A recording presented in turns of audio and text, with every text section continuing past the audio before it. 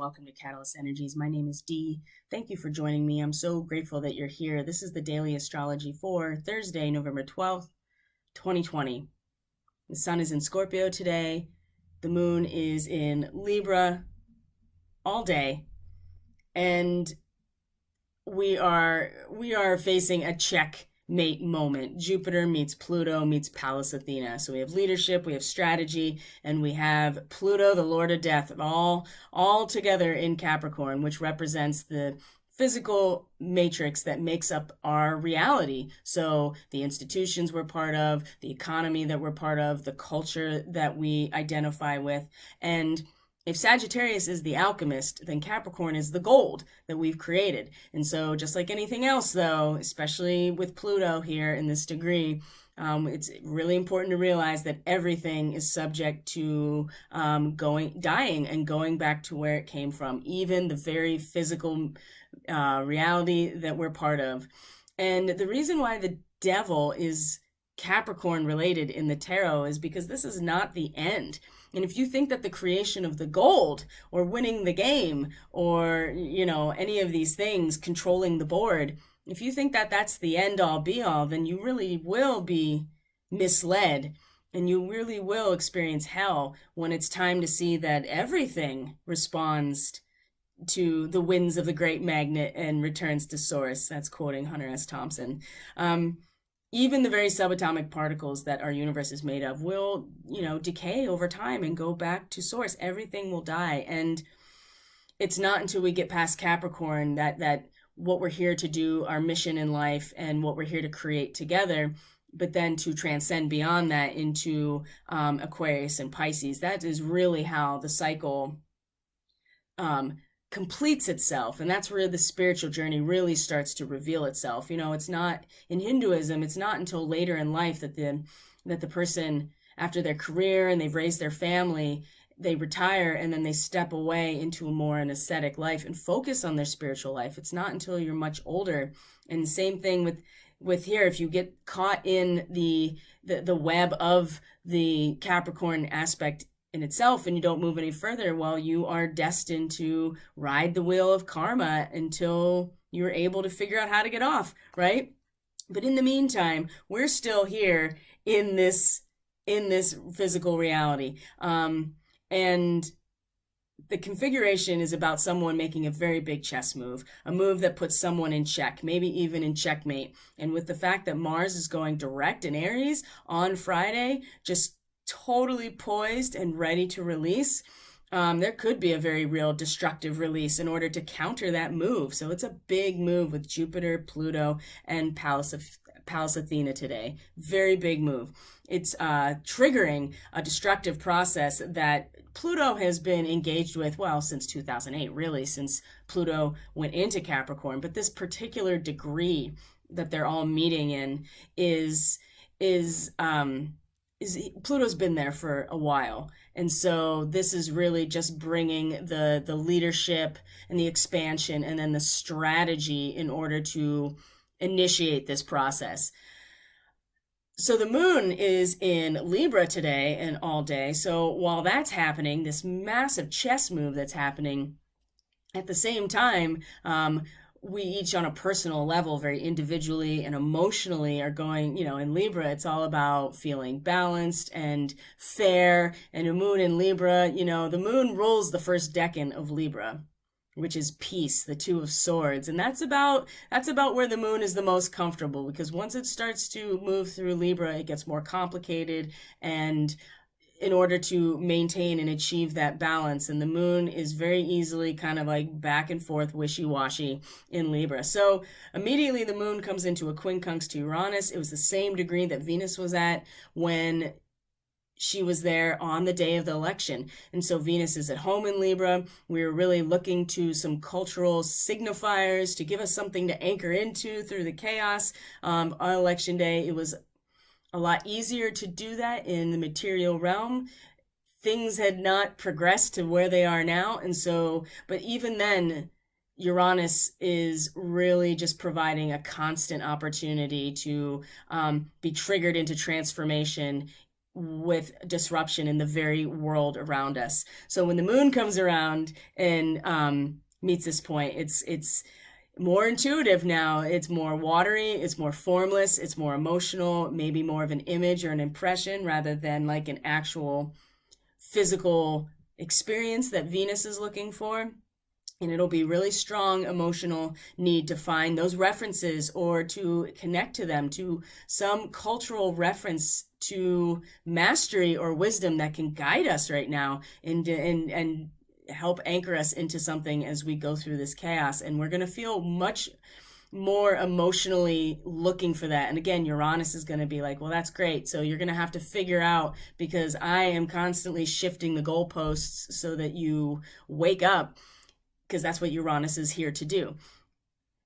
The quincunx is just making it that much more challenging because of Uranus. And so again, adjustments abound with these quincunxes. And, you know, maybe again, we're emotionally trying to find something, to some image of mastery and wisdom from our own culture, our own or personal experience to connect to. And Uranus is like, it's going to be so much deeper than what those representations might be, because you're really having to have faith in the natural process, natural law, as opposed to images of what the culture has created. So that's going to be interesting, especially when she comes around to oppose Mars. So this is really where she can just get washed away into the sea. And it's really important that she kind of, you know, tether herself to where Mars is, pulling back in and at least feeling an emotional connection or a psychic link to our ego consciousness, rather than just getting swept out emotionally into everybody's feelings, because that's a real distinct possibility right now. And using Mars as a way to get out of that and to get a sense of balance. Mars, like I said, is like that. It's like a crossbow that is ready to be fired. It's all that energy is pulled back and held there. And that's where Mars is. And it's ready to go. It's definitely ready to go. And we can emotionally tether ourselves to that right now in order to keep this link to reality. And not just get swept away, because it'll be easy to do that with Neptune and Pisces. So the moon then comes around to meet Venus and have that quincunx with Neptune at the same time. Now we're really feeling the need to start coming out of hiding. Venus had this quincunx with Neptune already, and now the moon comes around to strengthen the feeling of it all, the emotional connection to it all, despite the fact that Neptune has us upside down in the sensory deprivation tank while we go way out into the ether for the transmission. There's so much trusting and surrendering that has had to happen lately. And with the moon meeting Venus now, ready to come out and show a collective front against disharmonic social situations. It's Neptune again it's the quincunx is, well, you have to figure out some way. These things aren't mutually exclusive, right? It's not that we shouldn't be coming out and showing our solidarity in some way and come out of hiding specifically, right? Come out of hiding, kind of like, like Robin Hood, that kind of energy, is that there is some sort of righteous aspect here, but the social the social and cultural expectations aren't necessarily supporting it yet, but there's still a need to come out and show ourselves, and that's going to get really strong. And so I think the real adjustment is going to come from when the moon then comes around and is enshrined to the North Node. And this is where the moon in Libra can really get a sense of, okay, maybe we can't necessarily come to an agreement amongst ourselves right now, but what we can do is all congregate around this one central thing that revitalizes all of us, which is the ocean, right? It's connecting back into the mother force, connecting back into the natural cycles. And the North Node in Gemini is really just so disruptive, and we need to feel this right now, and our consciousness needs to experience this drastic shift this emotional outburst at what is unbalanced. But at the same time, and so it makes it difficult to be able to really pull it off, to come together. But what we can do is everybody can find a commonality in this moment where we're all kind of gathering at the beach together. And so everybody's in their own little cluster, but we're all here for the same purpose. And it's very revitalizing because it's by the ocean. And this is where Neptune in Pisces, I think, can really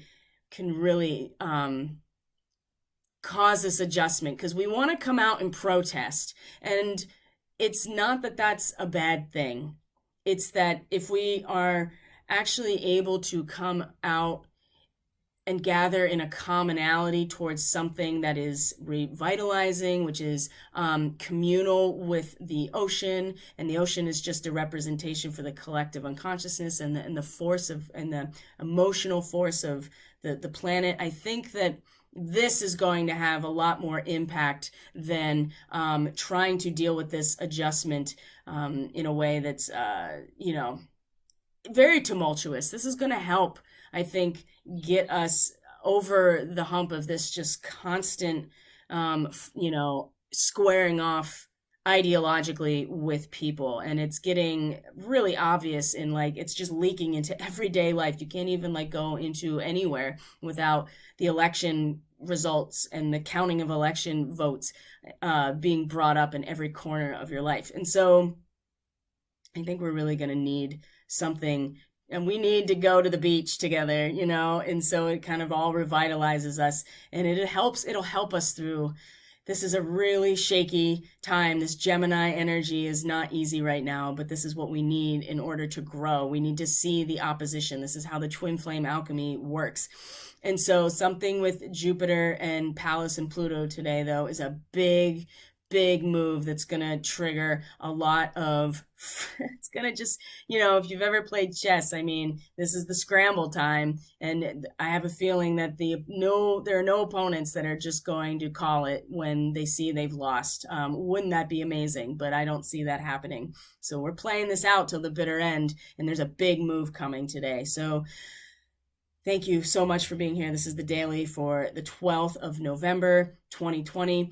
If you are enjoying this content and if you feel like it's helpful, please consider subscribing, hitting the like button. This helps get the information and the content out to other people that you feel like it may be beneficial to. If it was beneficial to you, it's probably going to be beneficial to others. So that's a great way to help. If you're interested in a reading or connecting on social media, I do lives every morning that's intuitive with the cards on Facebook. So everything is in the description box below in terms of contact and the website and all of that stuff. If you feel so inclined to donate to this work, it would be so much appreciated. It takes a lot of time to put these panels together, and I love it so much, but it does take a lot of time away from possibly doing readings. So donations really do actually help me make this content more available to a larger group of people. So thank you all so much. I'll see you on the next video.